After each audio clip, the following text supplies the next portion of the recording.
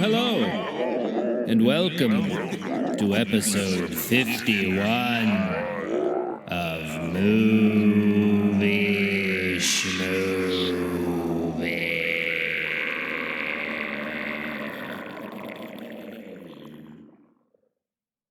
Hey, movie fans, it's me, John, and I wish I had an explanation for why I did the intro that way, but all I can say is I was bored. So, before we get to this week's conversation, I want to make a couple of corrections about things we said in the last episode 50, when we were talking about how great the cinematography was in the new James Bond film. Steve name-checked the cinematographer as Roger Deakins, and of course we should have said Roger Deakins, because we all know who he is. He's the brilliant man who works a lot with the Coen brothers, and shame on us for not catching that. Also, shame on me for using the figure of speech stalking horse in a sentence when I had no idea what it meant. I did look up the definition after I said it on the podcast, and I'm not sure still quite what it means, but I do know that whatever it means, it's not what I meant to say. Now, all you really need to know to set this one up is that one night we were here recording, and things got a little heated between Ronald and Steve, as they usually do, and as I often have to do, I have to come up with a topic really quick to break up the fight. So here you go. Something. Shut up, man. All right, you guys. So the holidays are coming up. Yeah. Thank God. Well, I mean, I just you feel really like mean that? I do. I do not mean that. I don't want it to come. No, dude, I love the holidays. I love fall, winter, everything. you think about spending a lot of time around the house with the family. Yeah. And I don't know. I thought it might be kind of fun to just talk about the movies that you either have seen a million times with your family, or the movies that you think are a nice fit out there for people who might be looking for something to watch with the whole family. Well, I feel like get out of the way, like the Christmas stories, the thing that plays nonstop. Yeah, not those. Yeah. I mean, those may be films that you do watch, but let's talk about maybe some, maybe Movies that they're common to us, but maybe not some ones that like TNT or TBS air nonstop. So what would be, Ronald, a couple of movies that you watched a lot as a kid? The Never-Ending Story. With the whole family? Yeah. Really? Well, with my sister. Mm-hmm. My mom, actually, one that I watched all the time, Home Alone. Mm-hmm. Home Alone constantly. Constantly. We always watch it together. I think it's just because I like to repeat the part where they show the gangster on TV and the firecrackers getting lit. Mm-hmm. Yeah, that's one of them. It's funny that you mentioned Home Alone, because I was noticing John Hughes movies kept coming up. Yeah. I realized Ferris Bueller's Day Off, Planes, Trains, and Automobiles. Yeah. Those are movies you can just about imagine anyone in your family maybe not seeking out, but you talk about movies that are the kind of cable classics. Those are the types that once you find them, you don't usually flip away. And Planes, Trains, and Automobiles is actually a Thanksgiving movie, isn't it? Yeah. Isn't that set around Thanksgiving time? It's like that term. Yeah, they're like, I think he's trying to get home for Thanksgiving. Yeah. What about you, Steve? Yeah. I would say one that comes to mind is Gremlins. Taking place around the holidays. Mm-hmm. I was a huge fan of the film. I still think Gizmo is adorable. Yeah. But yeah, I think it's just like a fun, I think the reason we'd always watch it is because it's a fun mix of everything that people in my family enjoyed. Like, there were kind of really funny, sweet family things. There's kind of more action, scary kind of things that just border that line where it's okay to still watch it as a kid or with your family. But yeah, I mean, I just think that the Gremlins film, not so much the sequel, but I mean, where it kind of came a little ridiculous in my opinion. But just Joe Dante, I don't know that he's done a whole lot that I've liked since then, but I think Gremlins is a staple among. Hopefully, I'll be able to continue to watch that with my family in the future. But yeah, I think it's just the holidays. The idea of that movie kicks off as a gift, and it's kind of cool to see how irresponsibility has its consequences. Mm-hmm. That was the moral that Mom and Dad were trying to teach me with the Gremlins. Wizard of Oz. Yeah. Oh man, my mom will put that on. We'll watch it every time something. Usually around this time too. Mm-hmm. Every time that it comes on. There's actually a station that shows it like 3 or 4 times in a row. And we watch it. What I found when I was trying to think of this type of movie, because my first thought was the movies that were on all the time when I was a kid, and the immediate list that came to mind was Mr. Mom, Back to the Future, Heck yeah. Back to the Ghostbusters, and this may be a little bit before your time, but you may remember it. But 9 to 5. I've never seen Lily that. with Lily Tomlin and Jane Fonda, and that must have been. I mean, I'm realizing most of these movies. Yeah, Dabney Coleman was actually pretty great in that. Awesome in that movie. Hilarious. But it was like a cable classic. But these were also movies that my mom loved, and my mom was one to record a movie and watch it over and over and over again. Watch it until the tracking was messed up on the whole tape. Yeah. And she would also be one to have like a kind of a like a silly little romantic comedy or some movie that she ended up with on VHS that she would love a scene in it so much, and she would watch that scene over and over. It's, to this day, I think she still has a VCR in her bedroom, and she still has her VHSs, and she still throws on those movies. And I think when you were a kid, it was almost like you were limited by what was around. Yeah. So like if you had Back to the Future, you probably would watch Back to the Future quite a bit. Or if you'd managed to record, I remember when Ghostbusters came on HBO, it was a big deal to be able to record that and have it. I had two interesting ones: Goonies, Spaceballs. Two really weird ones I used to watch with my dad. Well, not weird. Coming to America. And then this really old, it's from like the 40s, this movie called Cabin in the Sky, about a guy that wins the lottery and he dies. Well, his and then his soul is kind of in limbo when the devil and God are kind of battling with his soul when they decide to like put him back on Earth. So he makes a deal with the devil and God basically to let him go back on Earth, and he functions with his soul kind of being challenged by the devil and God, personified in these characters. It was all black cast, had Lena Horne in it. It's one of my dad's favorite movies, so I saw it a lot. And Do the Right Thing. For such a weird, heavy movie, I've seen Do the Right Thing about 20 times in my life. Because with my your family? With my dad and my sister. Okay. I mean, so I had a split family. My dad and my mom split up. So, like, with him, I'd see whatever he wanted to watch. My mom was a little more cautious. Well, a lot more cautious. But yeah. He introduced me also to Sweetback's Badass Song. I watched that about 10 times with him. Since we aren't talking about necessarily like kids movies, because you could always say that anyone in the family could watch, all the Disney movies, all the Pixar movies, but we're talking more about movies that might be PG or even R, that kind of, we've all agreed these are good, and the family can sit down and watch them. I mean, like there's some R-rated movies that are R-rated because they have a little violence in them, or because maybe there's like one pair of breasts and an F-bomb. And also a lot of these movies might be edited for television. I mean, back in the day anyway, they might have been edited for television. I have one. What? Big.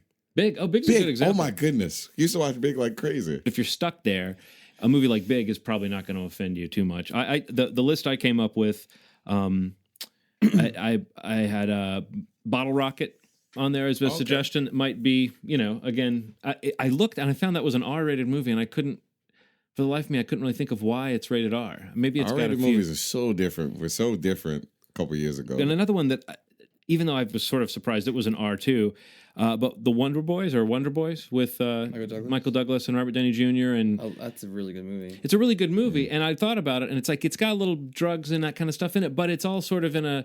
Like, remember when I was a kid, there would be scenes where someone would smoke pot and get high, and they would be kind of out of it for a scene. And when you're a kid, you just think that's funny. Yeah. I don't think it paves the way for any kind of evil drug use. Right. So I think Wonder Boys is, and also in general, I think that anything that someone gets up to in that movie, there's adultery, there's gunplay, there's drug, there's the consequences are all present, and also there's something comic about it. And I think in the end that movie really trades on kind of a warm feeling towards its characters, which I think is one of those things that marks what you might call a family movie. I mean, you're not going to necessarily want to sit down and watch something grim and brooding, even though it sounds like your dad might have sat down and watched something dark and brooding. We watched Forrest Gump a lot too. Jenny had AIDS. What? Jenny had AIDS, man. Go back and watch that movie. John genuinely looked at me like, Steve, did you not? No, I did. I did not know. I sold it. I believed your acting. You really I watched it. Maybe I I was missed like, it. Something. I watched it recently. I was like, wow. I did not know that Jenny had something fatal Yeah. that killed her, which was probably You thought it was something non-fatal that killed She her. was a prostitute, basically, right? She had hard life. She was a little Tough yeah, kid. She, Tough life. She did what she had to. So Steve, I actually have three that go more towards, I guess, the family, like, I don't want to say kiddie vibe, but it's actually it's a hat trick for Mr. Jim Henson. Mm-hmm. We watched a lot of Jim Henson growing up, and the three that stood out to me, I'd say around holidays, because, like, you know, we always had off school, we'd always have those go-to. This is the whole point of this episode or this conversation is, it was Emmett Otter's Jug Band Christmas. Oh my God! Yes. Nonstop every year. This is when I can remember we had the laser disc player. We'd watch this. I don't. This is more of an obscure one, but the Muppet Musicians of Bremen. Mm-hmm. Did you guys ever see that?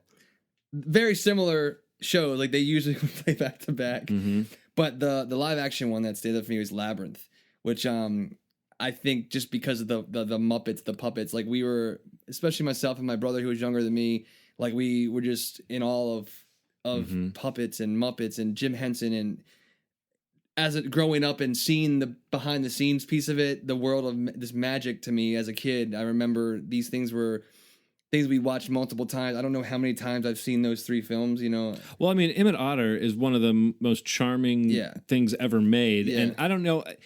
It was like an example of the Henson Workshop stepping outside of the characters they had established, but definitely like the voices and the style of the puppetry was right up there. Yeah, I mean, everybody, but like those songs are engraved on my soul, and and just the whole look of that little town. I don't know. You know, when we were talking about Paranorman, we were talking about the attention to detail and creating this kind of miniature world, and in the world of Emmett Otter, that that kind of downtrodden, kind of Depression era world. It really. There's some kind of peace, or there's something kind of calm and sweet natured about that I don't know that you get in kids entertainment today. That's a really good. Yeah, that's a staple for me. And that's one that my dad loved too. So I saw it over and over when I was a that's kid. like going into it, like when I remember like the first time maybe a little too young to remember the first time, but I know when I was a kid seeing these films, and I actually remember like as an teenage adult, like going out and buying like the VHS tape versions of them. So I make sure that I retain some version of these films to have, because it's like those things that you want to take with you to when you have kids, and you know what I'm talking about, John, having a younger son. Like, you know, when I have a kid someday, like there are movies like Emmett Otter is like a no-brainer. Like there's got to be a moment where my kid experiences this. Like you just said, it's so cute and just thematically, and just the way that, you know, the songs like the Brothers in Our World, I think is one of the songs. Just such a great experience as a kid. And I'd have to see it again. I do check remember it out. I pieces mean, of it. If you don't have the association with it, it might not be, like as an adult, it might not be the easiest thing to sit through, because I do feel like it might have kind of a slower pace. But I think that just because it's got that, it just exudes that Henson charm, and it's got everything about it feels so handmade, and you know. I watched Willow a lot when I was a kid too. Willow, that's another one. A lot. When I thought about Labyrinth. When we got HBO, I just sat in front of the TV, and then my mom would come in and my sister would come I miss that. Yeah. This whole conversation of like sitting in front of the TV, like catching something on TV. Yeah. There's scared to shit. Oh, my cat. I miss that. Don't be scared, Oh Ronald. my God. No, Jesus. Can I explain what I So I'm talking to John. I hear rustling. You weren't talking to Steve? Yeah, talking to Steve. Yeah. And then I see a creature come from the ceiling. And then I notice that it's a cat. It's like creeping down from the side of the wall. Try being like. How does that happen? There's a spot where he can kind of get up into the ceiling up there, and he gets freaked out when people come over, and so sometimes he goes and hides there, and then after a little while he comes out. So he probably just was like tired of waiting. It's like, these guys aren't leaving. I need to get something to eat. Just get down. I gotta get down. From there. But no, what I was getting at was like, I feel like now that we're talking about this, I knew what we were going to talk about, but I feel very nostalgic right now. Like I feel like I just mentioned, like I don't really watch a lot of live TV anymore because of the way technology is now. Mm-hmm. You know, I don't have the patience for commercials like you were saying or anything like that. Or even like when HBO was there, that's just not the way to do it anymore. I feel like it's kind of, I'm curious to see like how I play that when I have to experience that with a child in the future. Like how I because a lot of it felt kind of spontaneous, you know, like like that. It's coming on now. Let's watch it. You know, Yeah. like this is a chance we have to take this opportunity to watch it because the stars align for us to turn the channel and it's on. Whether you were flipping around and you found something, or you actually knew something was coming on and you had like we're all at 7 o'clock. Yeah, you pop the corner over the Yeah. oven and you're Yeah. ready for it. Like that doesn't really happen. It's It weird. doesn't. I just realized. I mean, I know it, but No, I remember, it and, kinda and sucks. it used to be such a big deal when certain movies would just make it to HBO. Like I already mentioned Ghostbusters, but Yeah. I remember Star Wars when it came on HBO. I was in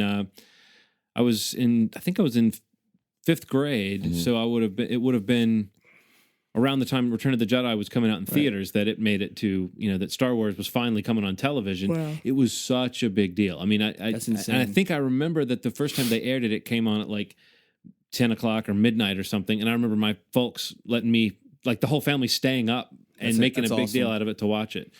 Yeah. That's No, awesome. you're right. There is something kind of, and I hadn't even thought about it before you mentioned it, that the closest thing to that I have now is being repeated as a parent, because there are certain cartoons that Henry watches, and it's like he knows that Ben 10 Omniverse comes on at 9 a.m. on Saturday. And if we don't watch it then, it better be on the DVR. I mean, in his mindset, it's Yeah. like, and it's almost like it's the first time in a while. I mean, because there's shows that I watch, and there's certain shows that I wait for him to come on, and sometimes I'll like Homeland or Boardwalk Empire or something. I'll be settling in to watch it around the time it comes on. But I don't think you feel that need to do that. And the difference, I think, from what you're saying though, is that that's a world which those properties exist. Is these shows exist on TV. We're talking about films like back when I was younger. yeah. It's like you said about Star Wars. It was like Star Wars. It was like no, Star Wash was good Star too. Wash. It was it's like it was an event. You know what I mean? Like I don't know. It's a really cool way to think about it. Like it's just not that anymore. Yeah. You know, it's like you don't care about it on TV. It's like I missed that. And also, it's- why is the choice of what you watch that important when you can choose from so many different things? Right, When you can yeah, go to that's a iTunes really and good rent it, point. or you can go to Yeah. Netflix or whatever. Like it used to sort of be, here's what you got. You know, made the best of it, and you ended up like loving what you had access Yeah. to. There's actually something coming on that I'm kind of feeling that way about. I think either on Thanksgiving or the day before, the Spike Lee documentary Bad 25 Oh right, yeah, is coming out. the Michael Jackson. Yeah, and I guess what's really interesting about it is when it comes to like sometimes music related things aren't posted on the net at the same rate that other things are. So if I don't see it the day that it airs, I You might might not be see it waiting, for- right, Yeah, I right. might be waiting for a while. Well, that's a really good example. Like- So I'm kind of, and another thing that happened last night, that was a tribute to Eddie Murphy on Spike TV. oh right, It's actually pretty solid. It was actually pretty solid. Adam Sandler was on it and a bunch of other people. But all of this reminds me that it's a very rare occasion that I say, oh shit, it's 9 o'clock. This is coming on. I got to watch this. Besides like Homeland and stuff like that. And any other thoughts as far as movies out there that people might try with the whole damn family? A cheesy rom-com we always watched was Mannequin really? with Jefferson Starships. Nothing's gonna stop Okay, us now. disregard that Oh. last suggestion. No, Short that means you watch it Circuit. twice. What you need to do is just go. Yeah, Short Circuit. Short circuit, Just- batteries not included. Just go and get that Jefferson Starship song. Just blast Yeah. that. Let's be honest. Forget everything Hum else that. we've Yeah. suggested. I wanted to throw a couple more out that are like movies that are actually like, since so many of the ones that I found were R-rated and I didn't expect them to be.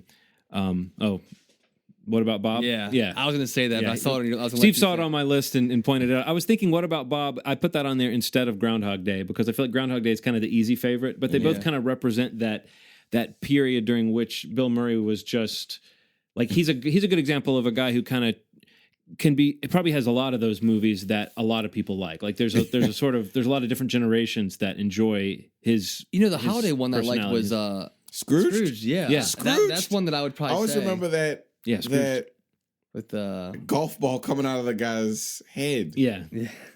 Oh man, that movie was so good. I didn't mean to interrupt you, John. Oh no, but I you were gonna say. was just going to say that so many of these movies were rated more for adults than I thought. So Yeah. I had to throw something that was actually G on there. The Straight Story, the David Lynch Oh, movie yeah. from 1999. I think that's one of those that even if most family members don't think they want to sit down and watch a David Lynch movie, it's actually a really sweet it's movie. great. As far as a movie that actually is appropriate for kids as well as something that maybe the whole family would like. But I thought School of Rock Oh yeah, was a good brilliant movie. whatever it is that makes that movie PG is not enough to make it, you know, inappropriate. And then I think Waiting for Guffman is still sort of an evergreen for me. I can watch that movie countless times, and I bet it's one that's playing on some cable channel at almost any time. So I could watch Big Fish. Like oh yeah, I agree with Big Fish. Oh man, Big Fish. Like there's a what did Big Fish remind me of? It was like man, and now I'm trying to think of this now. When that came out, it reminded me so much of like a film like the ones that we're talking about that was like from like the late 80s or 90s. They had a really good. Like, oh man, what did it remind me of? Big Fish. And in terms of the kind of like just the like the whimsical nature of it, like the fantasy element. Yeah. Oh man, just the whole thing with his dad and like this world that his dad had presented to him. Yeah. Who was it? Billy Crudup? Was he in that? Yeah. Yeah, Billy Crudup. Yeah, man. Oddly enough, he was painted blue and naked the whole time. Yeah. What the heck goes up with that? Oh man, what did Big Fish remind me of? Oh, you know what other one I would say? Thinking of Tim Burton would be Edward Scissorhands. Oh, yeah. Oh, yeah. Absolutely. I would go very close to that. I would say Ed Wood for me is the one that I could watch just again and again. It's good movies. Pee-wee's Big Adventure, Beetlejuice. Yeah. Beetlejuice is a dark one, but I could watch it. I think that you're right about all those. I never thought about the fact that like those first 3 or 4 Tim Burton movies are all like flawless. Amazingly rewatchable, but also something for everyone. Yeah. Okay. Willy Wonka. Oh man. Oh, the Gene Wilder version. Of course. I totally forgot about that movie. So good. The one that I just saw looking up like Big Fish was and this is actually I think what I'm thinking of maybe was The Princess Bride. Yeah. Yeah. Like I think I remember like feeling kind of the similar way. Yeah. Oh, I love The Princess Bride. I'm glad we kept digging because that might be one of the best examples of that type of movie. That's it right there. Like almost, it's like if you find the person that hates The Princess Bride, find out who stole their heart and buried it and give it back to them. Great movie. Oh, wow. You know, I read like a couple months ago that they had like a 20th or 25th anniversary reading of it. You know how Jason Reitman does these like get-togethers where they read the script of the film and they have some of the actors come back or they have other people fill in? Well, they had like everybody come back and read it up in New York somewhere, and like they sold tickets to it. Man, I wish I could have gone to that. Wow, that would have been incredible. That does sound really cool. Cary Elwes, I don't know what he's doing now, but I don't know, he's so weird. The last thing I saw him in, I saw a trailer for him like for some movie called like Hellbent or Hell Road or something like that today. Yeah. Poor guy. Damn. Yeah, he's one of those that it Hell Ride? Was it that motorcycle movie? The guy, no. This is like a guy. He has an accident with his family. He starts like seeing like weird dead people or something. Okay. Sixth Sense sequel. But yeah, Princess Bride, I think that might be our peak right there. It's a great movie. You know, and it's a good point. Like it's rewatchability, but let's be honest, the annual holiday gathering, you know, like I think they all apply to that time of year though. I think it's very relevant because that's when we're, like I said before, you know you're all going to be together and you know you have off of school or, you know, off of work or whatever.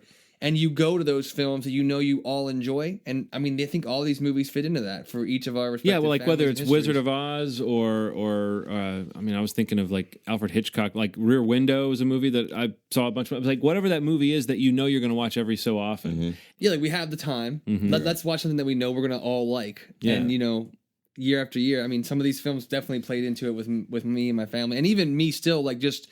You know, with my girlfriend or my group of friends, like some of the ones I mentioned, like are things that we watch every year and specifically around the holidays. I think a new one that I think is going to be involved with me because how much I love the Harry Potter films are the Harry Potter series around the holidays because the films work in the holidays so much. But I was actually going to put Fellowship of the Ring on my list just because I feel like that movie. I just feel like of the Lord of the Rings movies, that's the one that is almost like the most rewatchable. It's got the best kind of fun feel to it, and I have not gotten. I mean, I don't watch it every month or anything, but I'd never get bored when I watch those movies. I would agree with that too. So, but again, you don't want to. You know, 3-hour fantasy films aren't exactly what I think of when I say like this is something everyone can be on board for. But I think spontaneously watch this. But like Henry's going to grow up in a house where that's perffully all right to watch 3.5 hour fantasy films. Done, well done, sir. Hey man, if I'm doing what I can, I'm doing my part for humanity. Do well. So yeah, these are some good choices, man. I can't wait to watch something. Now that we're talking about them, you guys have mentioned some that I may have forgotten. I want to. Hey guys, let's just, I got some extra pajamas up there. Let's all just change into something comfortable and watch a couple of flicks. Yeah. Let's do this. Good idea. And they all put on their gym jams and they curled up on the couch under a big comforter and they watched movies all night, and everybody lived happily ever after. Amen. The end. P.S. Thank you for listening.